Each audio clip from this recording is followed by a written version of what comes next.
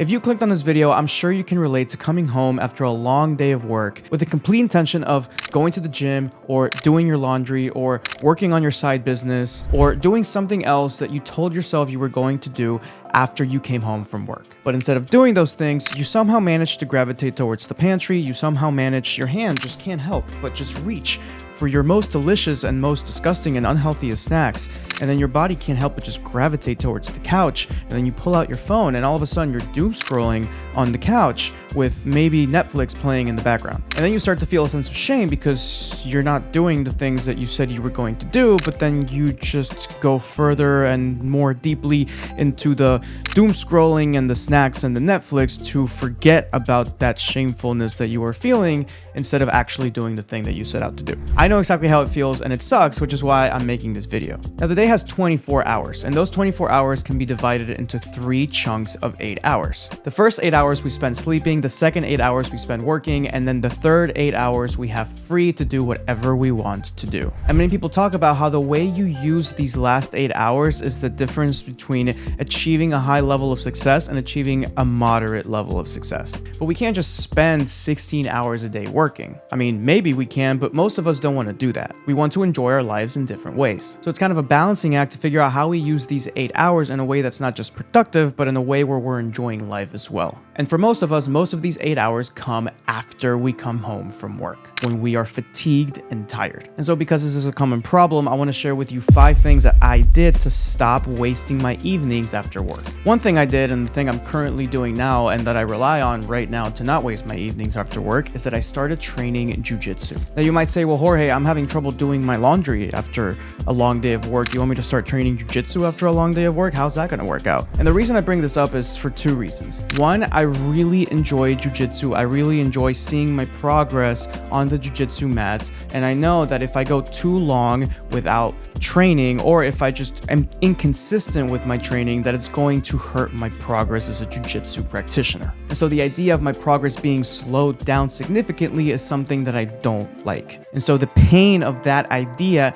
propels me to go and show up to the mats. The second thing, which is just as important, if not more important, is that there is a level of social accountability on the jiu-jitsu mats. What I just described about inconsistent training hurting your progress as a martial artist is something that is often talked about on the jiu-jitsu mats. You will get this from coaches, you will get this from training partners, you will get this from pretty much anybody. There's a culture of encouraging yourself and encouraging others to keep showing up consistently. And so if you go a long time without showing up, somebody's probably going to call you out on it, and it's going to be awkward when you don't really have a response other than I was just being lazy. And so that level of social accountability makes it harder for me to be lazy, because if I am just lazy by myself, I don't have to really face being lazy as much as I have to face it when other people are asking me, hey, why didn't you do this thing? And the response is, because I was being lazy. That social circle and that social accountability forces me to face the fact that I am being lazy when I am in fact being lazy. The second is kind of similar, and it is weightlifting or running. And the reason that this works is that I have an Apple Watch competition with one of my friends. And the way these Apple Watch competitions work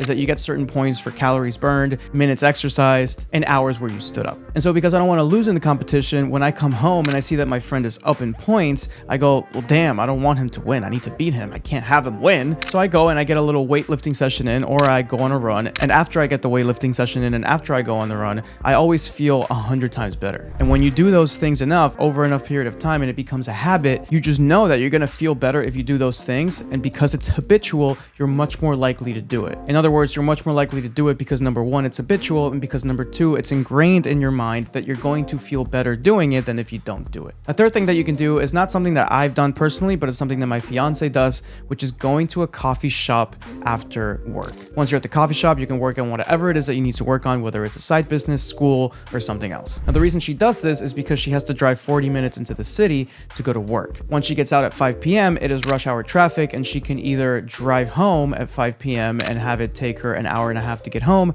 or she can wait until 6 or 6:30 p.m. and have it just take 40 minutes to get home. And so that traffic works kind of in a similar way to the social accountability, where it sort of forces you to go and do something. And once you're doing something, you might as well do something productive. In other words, because she has to stay in the city, she has to do something, so she might as well do something productive. Otherwise, she can just sit there in the car and listen to music, but she'd rather make good use of her time so she doesn't feel like traffic is stealing her time. Similar to a coffee shop, this can be a gym. And if the gym is really close to your work, you can make it a rule that every day after work or whenever you want to work out, you have to drive to the gym and you have to step into the gym. And then if you don't want to work out, then you can walk right out of the gym, but you're going to feel kind of dumb walking out of the gym. So if you just make the goal to walk into the gym, that's a goal that you know you can meet. And most likely once you're in the gym, you're just going to end up working out. So it's a little trick that you can do to set a really small and very achievable goal that once you achieve it, it can very easily turn into the achievement of a much larger goal. The fourth thing I started doing is that I just started going to bed earlier. So although I work from home now, but when I used to work in the office, when I would come home from work around 6 or 6:30, I was going to bed between 8 or 9. And so all I really had to do was eat dinner and get myself ready for bed, read a book, fall asleep. And so what that does is it takes those 8 hours that I was talking about previously and it takes them from the end of the day and it puts them at the beginning of the day, which is where your willpower, your energy, and your focus are at their highest. And finally, the fifth thing I started doing is that I just started reading. I like to read a lot, as you can see by the nice, beautiful bookshelf behind me. And so I know that when I come home from work, I'm going to be tired. I know that when I finish work, I'm going to be tired. So unless I'm losing in my competition or it's a jiu-jitsu training day, I know that's something I can do that doesn't require a lot of energy, but is very productive and I also enjoy is read. And so that's oftentimes a nice way for me to wrap up the day by calming down and reading a nice book. And in the process, once I stack those days up over a long period of time, I end up learning a lot. Now, if you like this video on 5 things that I've done to stop wasting my evenings after work, I think you'll really like this video on how I make time for everything, even as a full-time lawyer. And as always, if you like this kind of content and want to see more of it, make sure to like the video, subscribe, leave a comment, and check the link in the description box below where you can sign up for my weekly email newsletter where I send you content like this every Monday via email to get you started for the week. Other than that, I'll see you in the next video.